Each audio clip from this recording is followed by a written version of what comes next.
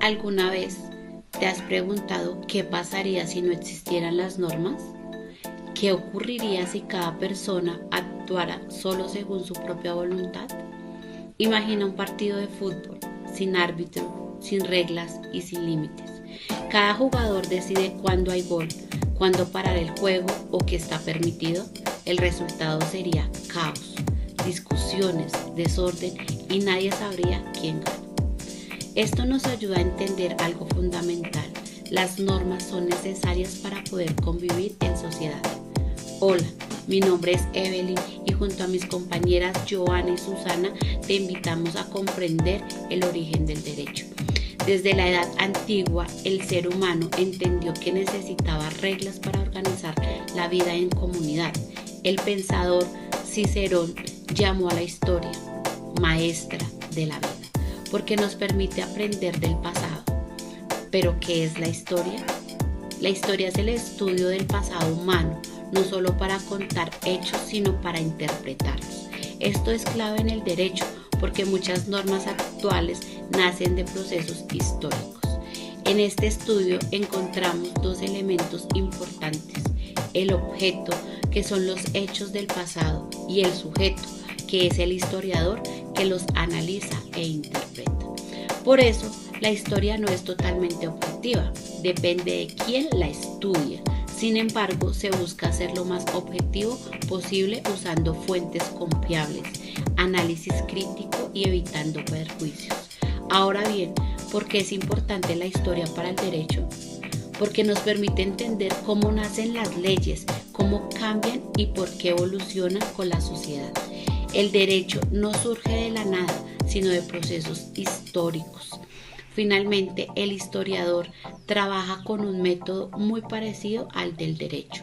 Primero, elige un tema, luego busca información, la analiza, la organiza, la interpreta y presenta conclusiones. En conclusión, entender la historia nos permite comprender el derecho actual y prepararnos para construir el derecho del futuro. Ahora surge una pregunta fundamental: ¿qué es el derecho y para qué sirve? El derecho puede entenderse como un manual de convivencia, ya que organiza la forma en que vivimos en la sociedad. Su función es establecer reglas claras que orientan nuestro comportamiento y permiten la armonía social. Un ejemplo sencillo lo vemos en el colegio. Hay normas para entrar al salón de clases, respetar al profesor o no copiar en los exámenes. Así funciona el derecho. Regula conductas para garantizar orden, respeto y justicia. El derecho cumple una función social muy importante.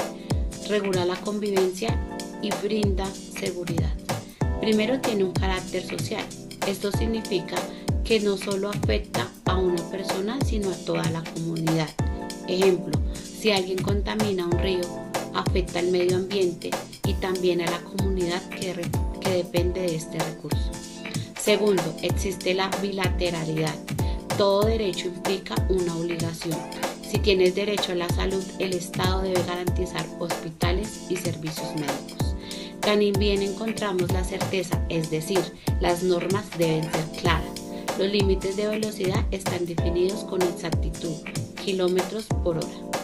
Otras características es la permanencia. Las normas pueden cambiar, pero buscan estabilidad en el tiempo. Y finalmente, la coercibilidad. El Estado puede imponer sanciones si no se cumplen las normas, como multas por no pagar impuestos. En conjunto, el derecho garantiza orden, seguridad y justicia. El derecho no es estático, cambia con la sociedad. Primero suele ir detrás de los hechos. Por ejemplo, las leyes sobre el Internet aparecieron después del avance tecnológico. Segundo, evoluciona según cada época. Las leyes laborales cambian dependiendo de la condición social y económica. Tercero, su lenguaje cambia lentamente. Palabras antiguas siguen utilizándose para mantener claridad y continuidad. Esto demuestra que el derecho se adapta, pero también conserva estabilidad. Categorías jurídicas fundamentales. Para entender mejor el derecho debemos conocer algunos conceptos claves. Sujeto: la persona con derechos y obligaciones, por ejemplo, un estudiante. Objeto: aquello que se regula, como un libro que se debe devolver a la biblioteca. Actividad. La conducta regula cómo respetar en una fila. Relación jurídica. El vínculo entre personas como un contrato. Norma jurídica. La regla que organiza la convivencia, como la Constitución. Estas categorías nos ayudan a comprender cómo el derecho estructura la sociedad. El derecho no solo establece normas, sino que organiza la vida en sociedad, garantiza la convivencia y se adapta constantemente a los cambios del mundo. Para comenzar, podemos hacernos una pregunta clave. ¿Por qué estudiar la historia del derecho si las leyes ya existen?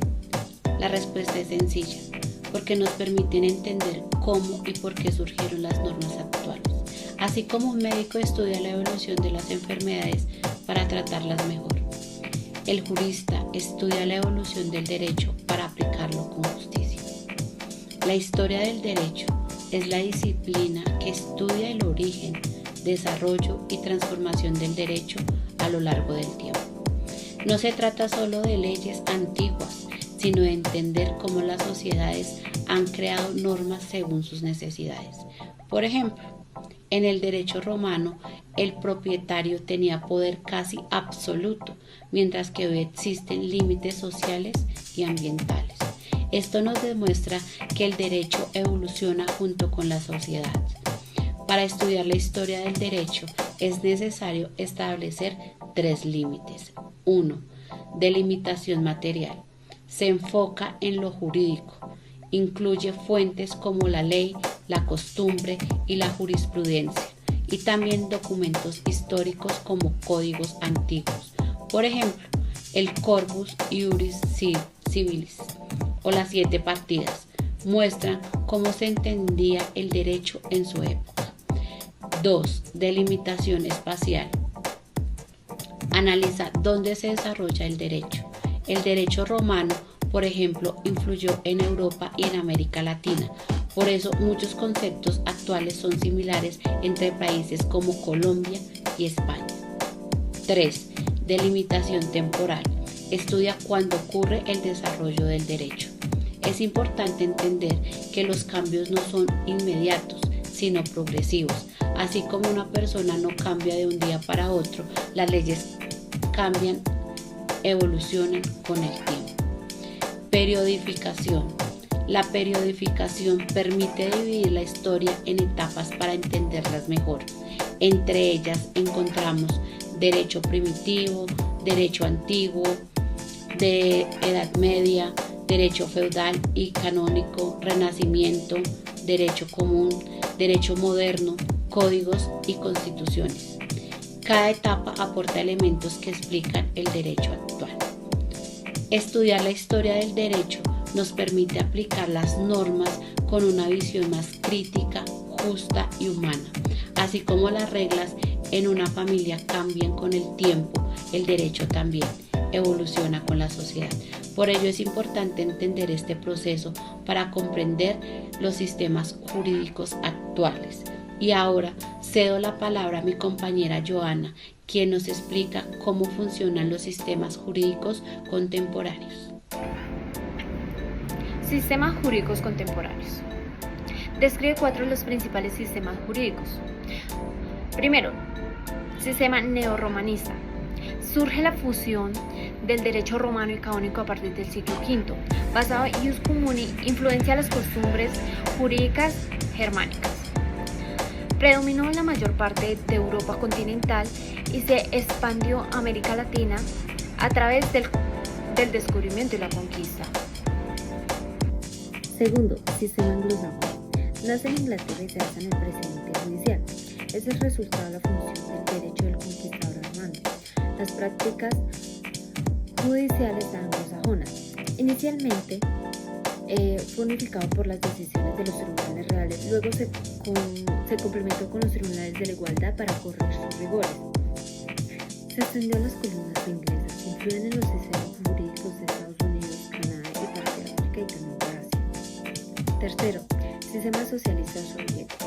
Originado por la Revolución Rusa en 1917, tuvo influencia en los países europeos orientales hasta la caída del muro de Berlín en 1989 y la desintegración de la Unión Soviética en 1991. Aunque atenuado, aún persiste en países como Cuba y en aspectos económicos como en China y en Vietnam. Cuarto, el sistema de extracción filosófica y religiosa corresponde principalmente a países que se rigen por el derecho musulmán, que se encuentran geográficamente en una parte de África y una considerable parte en Asia. Breves apuntamientos sobre la prehistoria del derecho. Diferenciamos que las normas jurídicas no están separadas de lo religioso, lo moral y lo social. Heterogeneidad o falta de uniformidad en el ámbito cerrado en cada comunidad.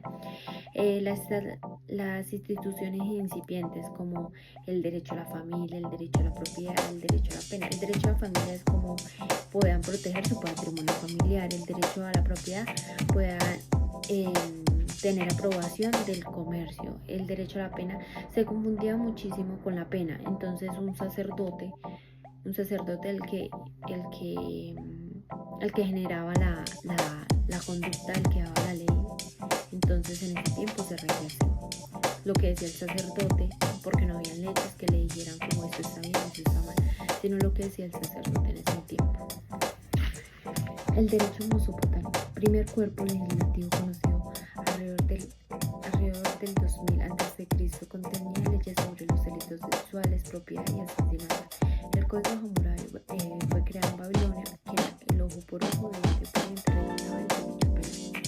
Diferenciaba el trato sobre el hombre libre, el semilibre y los esclavos, que los cuales tenían diferentes castigos. El derecho en Egipto, aunque no se conoce un código unificado, existían leyes que las demandaba un faraón mundo. Las primeras expresiones legislativas. Los textos más antiguos provienen de Asia y Sudamérica. Los primeros textos legislativos eran fragmentos o recopilaciones de costumbres jurídicas. Constituyen una base para entender la evolución del derecho el día de hoy. El derecho hebreo fue caracterizado por un sentido moral a las creencias de la ley relevada por Dios. El derecho chino primitivo fue conocido por un régimen de mecenazgo y honorarios habilitados a la dinastía, a quien tenía un código penal muy estricto. Estas principales legislaciones demuestran el esfuerzo humano por organizar las sociedades a través de las normas, sentaron las bases para el desarrollo posterior a los sistemas jurídicos que conocemos hoy en día. Ahora hablaremos del derecho precortesiano. ¿Pero qué fue el derecho precortesiano? El derecho precortesiano fue el derecho que se le aplicó a todos los pueblos mesoamericanos hasta el descubrimiento de América por Cristóbal Colón y con la posterior conquista de México por Hernán Cortés. Esto nos limita a hablar de dos civilizaciones importantes dentro de entonces la primera, la civilización maya. Fue catalogada como la civilización brillante del conjunto precolombino, ya que nace y florece en el siglo XIII y XVII desde la península de Yucatán, pasando por los actuales estados de Campeche, Tabasco, Quintero y por gran parte de Guatemala, Belice y Honduras. Es catalogada no como una civilización o un imperio centralizado, sino como un grupo de ciudades y estados que son gobernados por sacerdotes y nobles con ideas religiosas en común, pero que se articulan y van de la mano junto con el estado local. ¿Listo? Para hablar de las fuentes del derecho precortesiano, más importante que ver que es muy fácil, debido a que durante el tiempo de Nueva España, a cargo del obispo Diego de Milán, se queman los documentos que daban el fundamento al derecho precortesiano en toda la administración. Algunos de los textos que logran encontrarse y que hablan de la vida política y social es el libro del Chillán Valén, los documentos de Chumayé y la Crónica de Castro. También podemos apoyarnos en toda la parte ecológica, ¿sí? Como el tema de las piturillas, las alcantarillas, la observación del comportamiento dentro de las comunidades y las tradiciones humanas, que nos permiten entender un poco lo que es el derecho primitivo comparado, y también algunas expresiones o palabras mayas que han sido traducidas pues dentro del derecho. en este orden de ideas, y ya después de haber revisado como todas estas fuentes, se llega a una conclusión clara, y es que la civilización maya fue gobernada por un cacique territorial o un llamado, como se le llamaba en aquella época, como el Alacnic. Él tenía, o este cargo era heredado entre las familias y tenía como ciertas atribuciones o ciertas facultades, como todo el establecimiento de una política exterior. El Alacnic era apoyado por un consejo que estaba conformado por jefes de aldeas y pueblos, también por sacerdotes, por consejeros que le daban como la base para poder funcionar, ¿sí? Las ciudades y los pueblos fueron catalogadas como una forma, ¿sí?, de una forma política que se llamaba la teocracia, ¿sí? La teocracia era que se resaltaba o se recargaba todo el poder político y religioso en un solo individuo. Otra de las autoridades importantes era el Bataoc, que era el alcalde de las aldeas de Anacó, que era el jefe militar, que trabajaba ambos como las máximas autoridades dentro del sacerdocio, ¿sí? Y esto teniendo en cuenta que correspondía a los estatutos establecidos por los países. Ahora bien, la civilización maya estaba integrada por 6 niveles, integradas en 3 clases sociales. La primera, que era la nobleza, la burocracia administrativa, que se encargaba de establecer, ¿cierto?, como todas las acciones, todas las formas administrativas para lograr que a través de una burocracia ejecutiva, que eran los funcionarios de menor responsabilidad, se llevaran estas acciones, o se ejecutaran de forma clara, de acuerdo al direccionamiento que había dado la nobleza. Hablamos también dentro de esos subniveles, hablamos de los intelectuales, que eran las personas más inteligentes de la época, como los sacerdotes, los arquitectos, los escribas y los militares. Hablamos como cuarta opción de los artesanos que nos elaboraban los bienes, que iban a usar pues los de la nobleza o los de la clase gobernante. ¿Listo? Como quinto grupo están los agricultores, quienes rendían pleito al cacique por permitirles que ellos pudieran trabajar y ser parte como de esta organización. ¿Listo? Por último estaban los esclavos, que eran los que por condiciones ajenas a su voluntad, como por robos, asaltos, causas de guerras o desplazamiento, eran catalogados como esclavos y tenían que ser sumidos ante las autoridades. Ahora bien, vamos a hablar del derecho a la familia. Si bien se entendía que la poligamia era lo más común dentro de los nobles y la clase gobernante, en los estratos inferiores la monogamia era como la regla general. Entonces no se permitía que una persona tuviera más de una pareja, como se le permitía a los nobles, sino que era una regla básica y no se podía violar con información. Y ya para cerrar el tema de la civilización maya, hablamos de lo que es el derecho penal. Entonces el derecho penal de la civilización maya se caracterizó por tener un tema demasiado severo, tanto en la tipificación de los delitos como en los castigos y en las penas. Y entonces a cada una de las personas que incumplían las normas que ya habían sido establecidas anteriormente por cada una del orden jerárquico.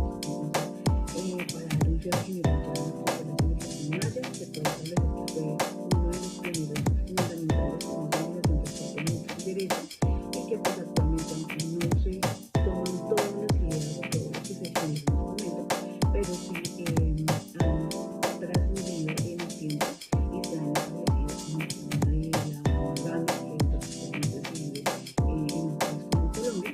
Y esto nos lleva a pensar que la antigua era supremamente importante, muy importante dentro de la evolución del derecho. Entonces ahora pasaremos a hablar un poco de lo que fue la civilización azteca dentro del proceso formativo del derecho, y ya les contaré en un momento un poco más de cómo funciona. Ya hemos hablado de lo que fue la civilización. Ahora hablaremos de qué fue el imperio azteca. El imperio azteca fue realmente una confederación de tribus donde los jefes militares fueron elegidos por un grupo de jefes que se dieron para poder tener el control total de las personas que hacían parte parte de la civilización. Cuando los aztecas se conforman como un imperio, empiezan a ser gobernados por un monarca, el cual se encargaba de aplicar la justicia del buen gobierno dentro del imperio. La organización social de los aztecas estaba basada en clanes. Los clanes fueron llamados como calpuchis, y este término también era usado para poder designar las tierras comunales que le correspondían a cada clan.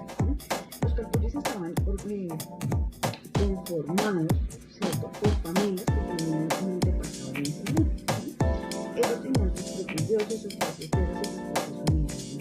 Entonces, cuando ya entra todo el tema a jugar una parte importante, pues ya el derecho azteca, ¿cierto? Es importante aclarar que no se tiene un código de referencia como un código general, sino por el contrario, en vísperas de la conquista de España se generó un código que fue el del poeta de Texcoco, que estableció más o menos unas 80 leyes que iban direccionadas a los sacerdotes hacia el público en general, y que realmente se tomaron solamente 32, o se conocen solamente 30. Ellos tenían como conocimiento 3 y 4 principales. Las primeras, que fueron los códices, más sobresaliente fue el códice mendocino, que contenía una relación entre el derecho penal y el derecho procesal. La segunda, que eran como obras de esperales de alba, que contenían las 20 leyes de los antepasados, y las terceras, que eran obras importantes de algunos comunistas. ¿Sí? En cuanto al derecho de familia, el imperio azteca tenía una estructura muy patriarcal, muy clasista, en donde se aplicaba mucho, que estaba muy fincado a todo lo que eran las tradiciones ancestrales basadas en que pues, era el padre de la mayor autoridad, que el hombre tenía que trabajar en beneficio de la familia de la novia para poder obtener pues, realmente el amor de la novia. Entonces, ya con esto pues también se establecieron ciertos tipos de matrimonio, ¿cierto?, dentro del derecho de familia, y ellos tenían como establecidos 3 matrimonios. Entonces, uno que era el permanente, otro que era provisional y otro que era el concubino. Para ese tiempo ya existía todo lo que concebía el tema del divorcio. Cuando una familia o cuando una pareja debía divorciarse, tenía que intervenir siempre en las autoridades competentes para ese momento. Entonces, cuando ya se autorizaba el divorcio, entonces se establecía que los hijos hombres iban a cuidar a los padres y las hijas mujeres a cuidar a los padres. El derecho azteca pues, era como un reflejo de la religión que ellos profesaban, y de allí pues, le hacían honor a su Dios, que era el Dios de la guerra. Entonces, por eso el régimen en el derecho azteca se caracterizó por ser muy severo, extraordinariamente severo en cuanto a la clasificación de los delitos, en cuanto a la clasificación de las penas que se le imponían a las familias, y dependiendo de qué tan grave era el delito que estaba cometiendo cada persona, pues se le aplicaba cierto castigo. Dentro de los más sobresalientes está el ahorcamiento, está la pena de muerte, está la pena de muerte incluso para cuando era muy grave el delito, pues se le extendía hasta las familias, ¿cierto? Se hablaba también de que se apedreaban, había ahorcamiento, apaleamiento, degollamiento, desgarramiento, y entre otras aberraciones que pues ya actualmente solamente se aplicaba, que todavía sigue en pie, lo que contempla la pena de muerte, pero que los hechos ya fueron siendo pues obviamente censurados al pasar de los años. Entonces, como para dejar un poco de la relación de lo que fue el derecho maya y el derecho azteca, ¿cierto?, la civilización maya y la civilización azteca, en cuanto al derecho precortesial. ¿Vale? Bueno, entonces, ya para cerrar nuestro video, quiero contarles un poco pues, de las conclusiones que hemos sacado. Vemos que es importantísimo entender que la edad antigua fue fundamental en el establecimiento de lo que es ahora el derecho, ¿cierto?, tanto en acciones como derecho de familia, derecho penal, derecho procesal, y es importante entender que allí nacen y de allí crecen todas las primeras bases de lo que se construyó dentro de cada una